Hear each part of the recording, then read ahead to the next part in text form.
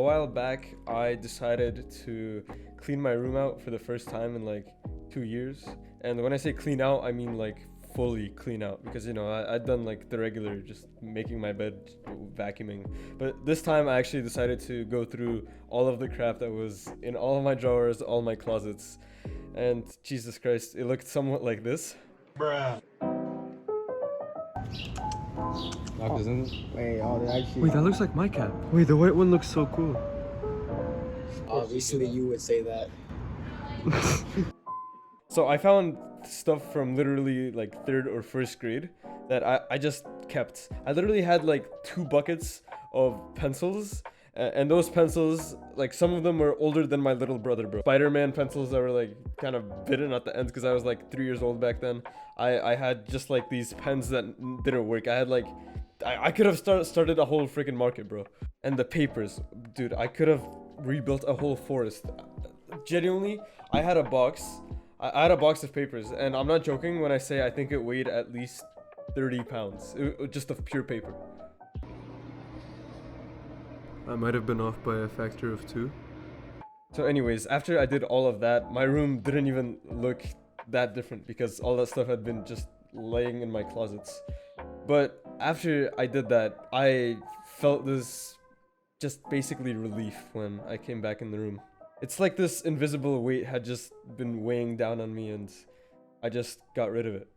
Unlike most teenagers, if you walk into my room, you're probably going to be shocked at how clean it is. And, I'm just saying relatively because if you've ever walked into some teenagers' rooms, like I had this family friend once, she was into arts and crafts, and you walked into a room and you genuinely could not step on the floor because there was just like glitter, glue, scissors, pencils just laying everywhere. And I may just have OCD, I honestly probably do, but whenever I see something that just seems out of place or that's dirty, I instantly have just this negative feeling in my mind, just of annoyance, and I have to clean it up before I start doing anything. Just imagine working, and in the back of your mind there's like these 10 things that you just want to throw the hell out of your room, and then you're trying to do quality work. It's gonna be impossible, right? The excuse that most people give for not cleaning their room is this quote by Einstein where he says that where he says that a cluttered desk is the sign of a cluttered mind. So what is the sign of an empty desk? And yeah, okay, it's the sign of an empty mind, but I argue that's actually better. So just imagine you have this cluttered mind, and now try coming up with a good idea. Okay, yeah, sure, a good idea appears, then you have like these 20 other things going around in your mind. Like you look at your desk, oh look, a Rubik's Cube, I should solve that. Oh look, some like half-eaten Cheeto from like 20 years ago. But wait, I'm on a diet. It's like all of these cluttered thoughts.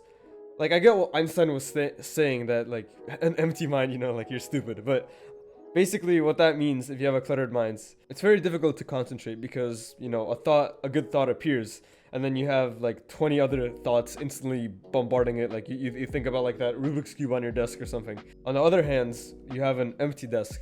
Yeah, sure, it's the sign of an empty mind. But the best thoughts come in the silence, when there's nothing else and no one else around you. When you're just sitting alone thinking, when your mind is empty. That's literally why, like when you're meditating, like maybe 2 out of 10 of the thoughts that you get, they're like actually really, really insightful. You're like, oh crap, that's actually a really good idea. If you were constantly distracting yourself, consuming content, having this cluttered desk, this cluttered mind, then, those 2 out of 10 thoughts, they either wouldn't come at all, or they just instantly disappear and be flooded by this wave of information that you're letting into your brain. Your brain doesn't have that much gigabytes, bro. And the fact that most people let a bunch of actually brain dead crap into their minds actually just shocks me.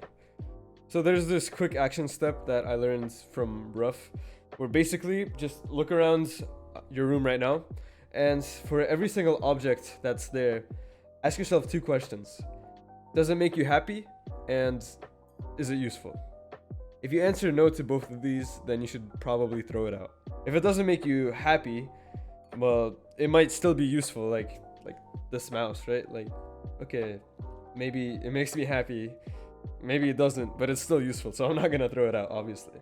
Then you have something like, I don't know, like a plant. Here, I can show you. You got a plant, right?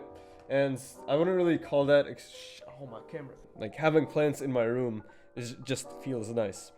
So, you know, I probably wouldn't want to throw that out.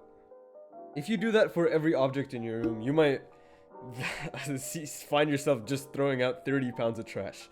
And that's better than letting that trash literally just collect in your minds. Even if you're not consciously thinking about it. Just being surrounded by so much stuff just takes a toll on your brain.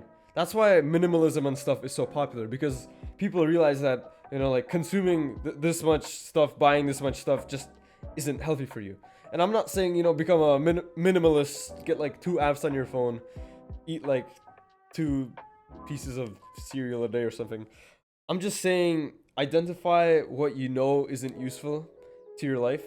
And even if you have some sort of sentimental value to it, if it truly makes you happy, then you can keep it. But if the sentimental value is just kind of like cope, you don't actually have a good reason to keep the thing, trust me, bro, you're better off throwing it out.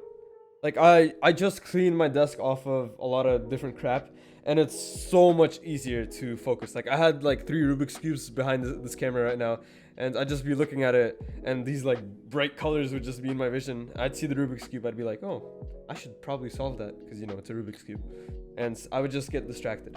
Every distraction is kind of like this one small cut. And if you've ever heard the phrase death by 1,000 cuts, you know that those distractions can just pile up. It's not the one big distraction that causes a loss of productivity. It's like the 10,000 little ones that could easily be avoided. So yeah, bro, just take action on what I said, and you'll find that your room just gets much cleaner. Your parents have to yell at you less to clean it, and your mind also gets much cleaner and clearer. There we go. Go do some push-ups, bro.